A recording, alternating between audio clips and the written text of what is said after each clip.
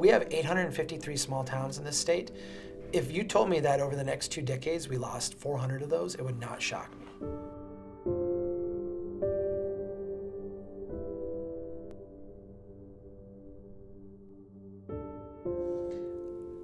But if we lost all rural America, if we lost all small towns, first of all, we couldn't function. I mean, we need the core functions of small town America. We would lose a lot, and I think we'd be worse off for it.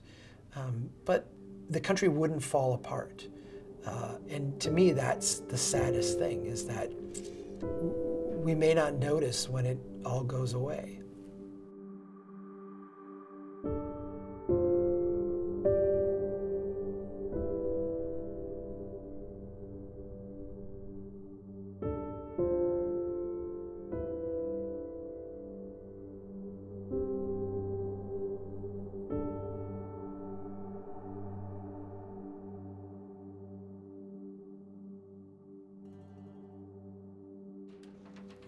Hi, Ruth. Well, hi, how are you? Good, you got your hair fixed, don't you? Yes. Snazzy. Oh, Small towns are the heart and soul of America. It's what this country was founded on, and I think the basic American values come from small towns. And that doesn't mean there are good things in cities as well, but things like knowing your neighbors and trusting your neighbors and not always having to lock your door. Those are good things. We can't survive in cities without what goes on in the rural countryside and small towns. I mean, we need people in those places for agricultural reasons, for mining reasons, for logging reasons. We need those economies to be vital and to sustain themselves. We need them to be financially successful.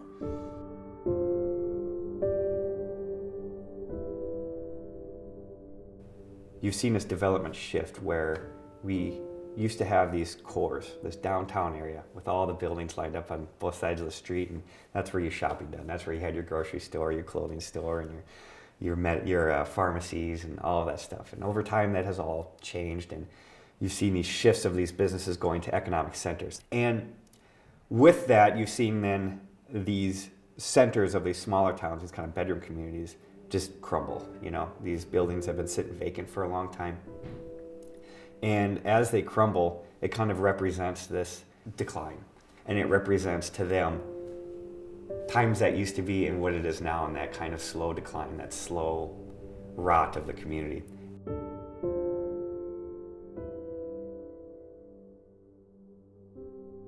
A lot of these towns built their infrastructure in about a 10 to 20 year period. And so what we know, at least from western Minnesota communities, is that population peaked in the 1930s. People said, well, you can always farm, you know, go off and make something for yourself. Do something else, you can always farm.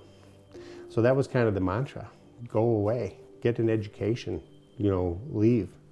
That became, I think, culturally part of the message. And so you had all these factors. I guess it was a series of economic driving forces and cultural ones that led to the basic idea that cities are better places to live, and small towns are a thing of the past.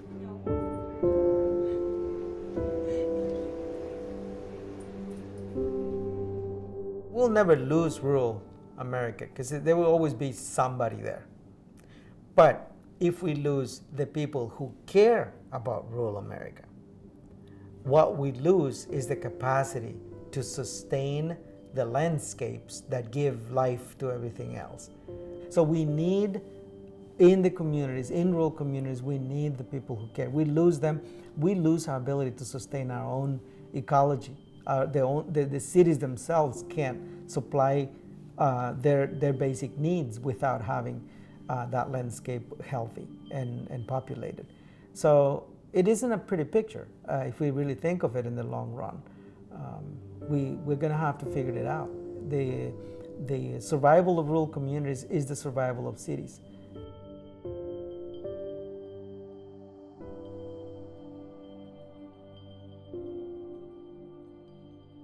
There were more businesses on Main Street. I remember there being 4 gas stations and 2 grocery stores. So there was definitely a lot more business, and there was a lot more, there were more people, there were more farmers. Farms have gotten bigger now, so there are fewer farmers.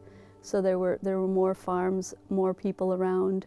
Milan was faced with an aging, decreasing population, and things were looking pretty grim for a while.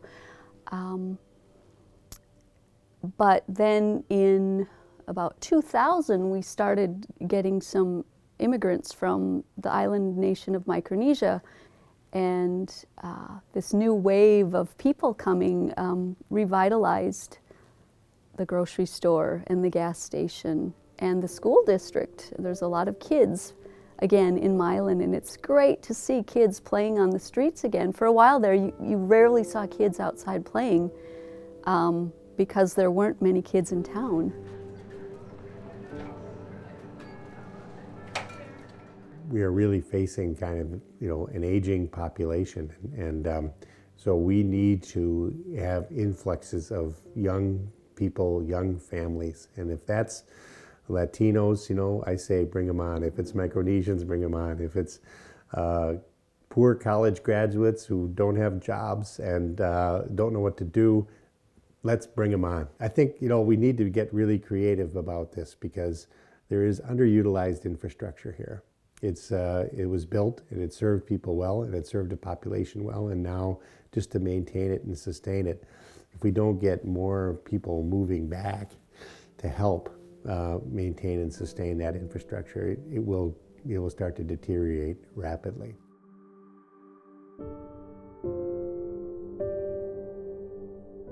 And so you have this ironic situation where you can buy a building on a main street for far cheaper than you can buy a house in town, because nobody knows what to do with them. And so this is where we've seen this intersection of the potential of attracting young people, creative people, people looking for cheap space. I continually am amazed by the people I meet who've chosen to live here. And they want to live here, and they could make it anywhere, but they've chosen the lifestyle. They've chosen the community. They've chosen the authentic experience of knowing your neighbors and the access to nature often that a smaller town will provide you.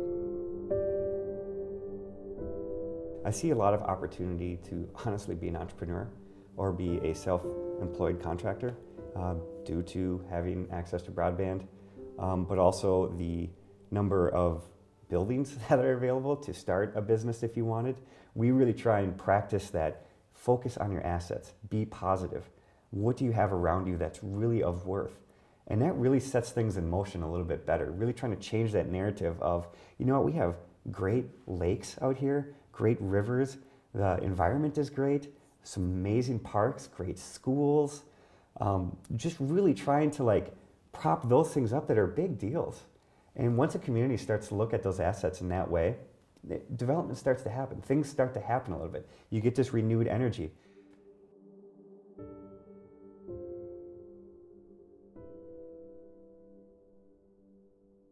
What is the best about these places needs to come from inside. It might not be as big or as grand or as splashy, but it'll be theirs. It'll be authentic. It will be real. And to me, that train of thought gives me a lot of hope, because it's one that actually will be here tomorrow. It's one that towns can actually build on, and it's one that every city can actually achieve. We've seen kind of as an outlier now the local ag movement, the community-supported agriculture movement, become a real force in many small towns, become a force where not only is it a source of jobs and income, but it's a source of a higher quality of life, because you're getting better food, you're eating better. It blossoms this whole community around the CSA movement. To me, the communities that have been able to kind of latch onto that as a first step are on their way towards kind of bringing back the historic nature that made small towns great. The reason why lots of people chose to live in them. It wasn't because they were smaller versions of big cities, because they were unique places to be, distinctly different from big cities.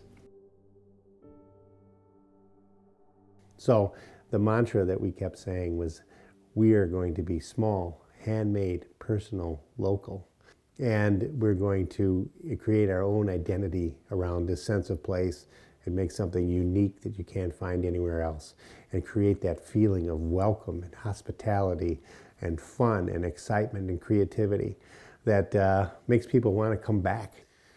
And you know, it's hard to do, and so that's why we need these events and festivals that draw people in, and then get them to want to stay. And that's what arts do, is draw people in, and then once they're there, they maybe want to stay or explore or come back.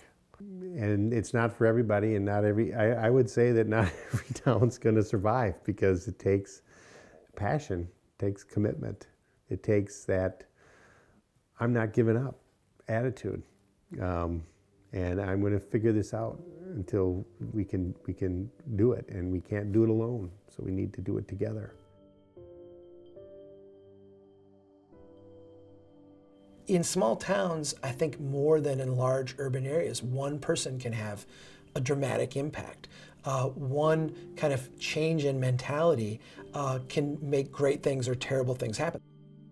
My role should be to not sit back and complain about what the community is or isn't, but my role should be out to help to challenge others to make it the community they want it to be.